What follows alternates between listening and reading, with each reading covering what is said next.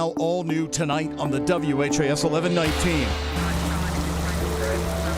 The violent end to a fatal shooting in southern Jefferson County. A man shot while driving crashes his car into a swimming pool. Police describe what happened. Plus, it's been an agreement that is just tough to read as an interlocal, and it hasn't worked. New Albany decides to quit funding its agreement with the local animal shelter. What happens next is Floyd County will stop housing stray pets. And a shooting at a high school graduation in Richmond, Virginia at 5 o'clock. Breaking news tonight, police released the number of dead and injured. Right now on the WHAS 11 night team.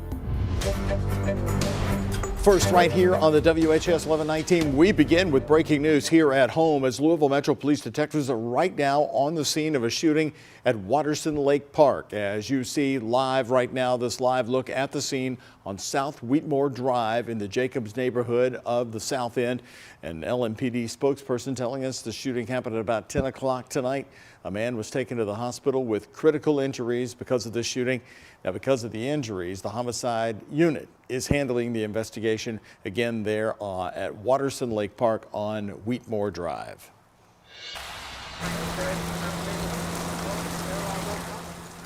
And another terrible twist to Louisville's ongoing extreme violence tonight. This site in a southern Jefferson County apartment complex as a car is lifted right out of a pool. Metro Police telling us it's connected to a homicide investigation. Hello, everybody, and thanks for joining us. I'm Doug Proffitt. Louisville Metro Police are looking for suspects after they say the man was shot while driving and then crashed into that pool. He later died at the hospital. Major Mindy Vance says investigators believe the man in his 20s was driving on Cooper Chapel Road at about 2:30 this afternoon when he was shot. He then veered off the road and into that apartment complex pool on nearby Brook Bend Way. Vance says officers called to the scene were originally responding to reports of a car crash. Once they arrived on scene, witnesses had located an adult male subject inside the vehicle and had retrieved him from the vehicle and were rendering aid to them, and it was updated as a shooting. The man who was shot at least once died at the hospital a couple of hours later. Neighbors watched as the LMPD dive team helped hook up the car, which was then lifted, as you see, right out of the pool and taken away for evidence. This is the first time I've seen a vehicle in a pool and something happening like this. So I'm sure everyone's alarmed in the neighborhood about this, and not something that you see very often. This is definitely a first one for me. Major Vance says no one else was hurt in the incident. Right now, there aren't any suspects. Anyone with information who can help detectives is also asked to call the anonymous tip line 574-LMPD, or you can use their online portal.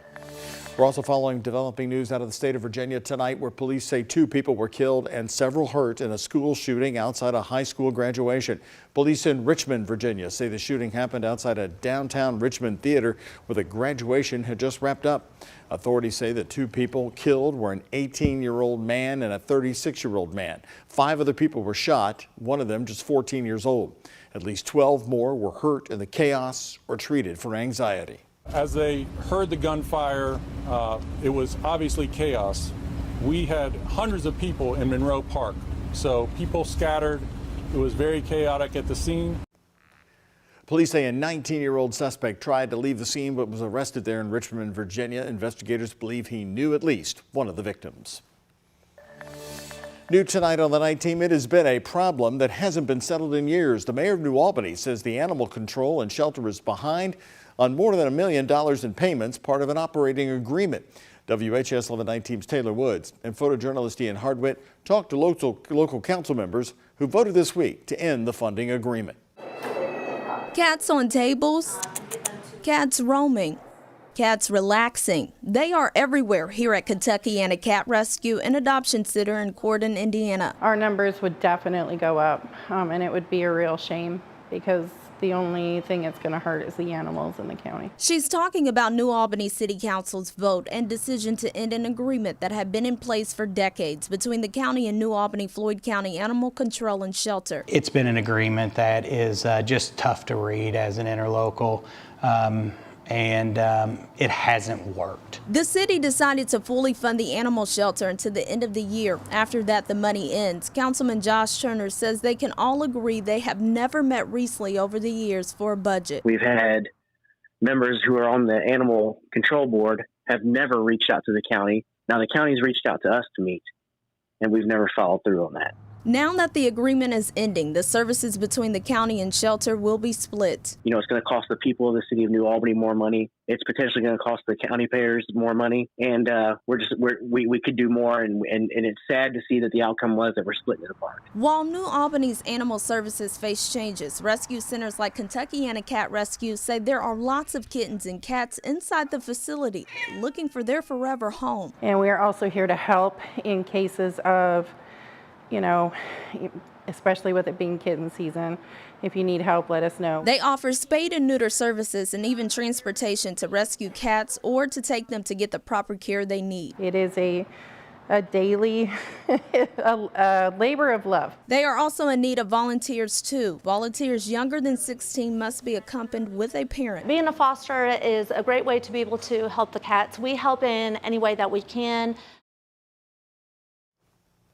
Well, the New Albany City Council says they plan to meet with the animal shelter again next year to see if they can move forward after that.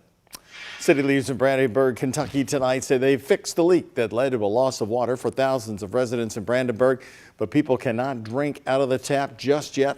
Emergency Management Director Jason Graham tells WHAS11 News that crews repaired the leak around 2 this morning.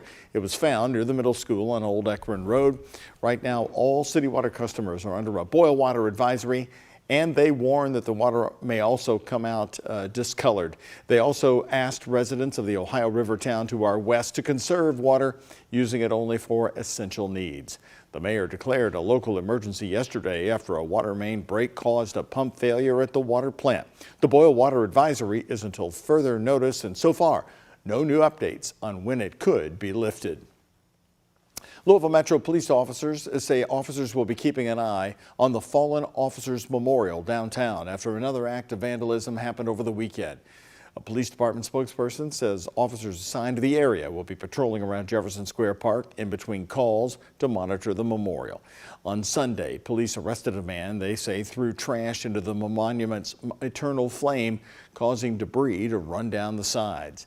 It's the second time someone has vandalized the memorial since May. And the smoke could be seen for miles across downtown Louisville early this morning from this fire at a home in Phoenix Hill.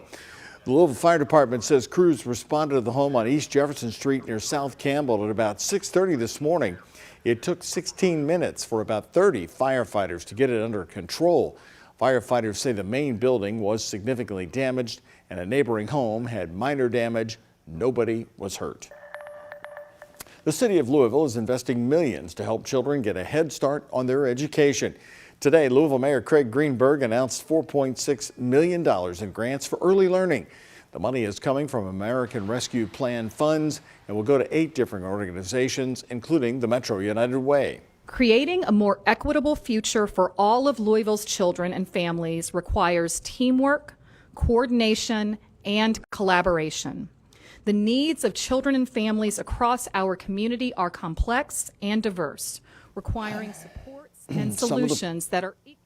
Some of the projects for the funding include expanding access to educational therapies, providing free books, and building natural play areas. Teachers in Jefferson County schools are changing the way they teach your children how to read. Today, the instructors themselves learned about a new program called EL. District leaders say the program is based on fundamentals with an emphasis on phonics. The change comes at a time JCPS is facing disappointing reading scores, with just 38% of third graders reaching proficiency in recent testing. Leaders hope EL will be the key to changing that.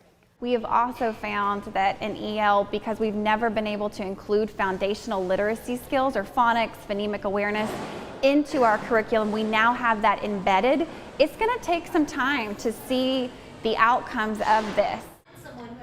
JCPS Chief Academic Officer Tara Greenwell says there was an extensive process to select EL as the right program for the district.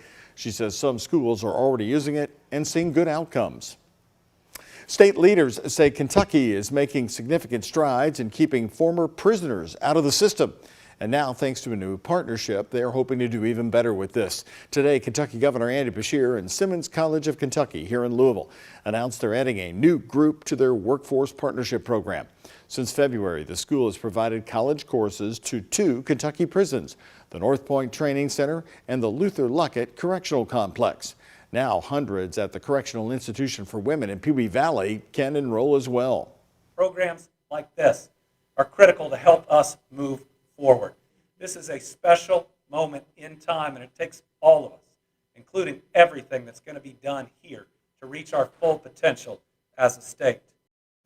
Kentucky Governor Andy Beshear says the federally funded program will help these women gain an associate's or bachelor's degree. Once they complete the program, officials say they will be eligible for jobs earning $40,000 to $80,000 a year. Well, U of L Health celebrating a special distinction today, becoming Kentucky's first verified burn center. U of L Hospital says has operated the state's only burn center since 1984. Following a rigorous review, they've now received verification from the American Burn Association. Doctors say that validates the care provided to patients from their injury through rehab. The center treats patients with chemical, electrical, and flame burns from across the region, including Indiana and Illinois. U of L Health says in 2022, the burn center treated more than 250 patients and had more than 1,100 outpatient visits.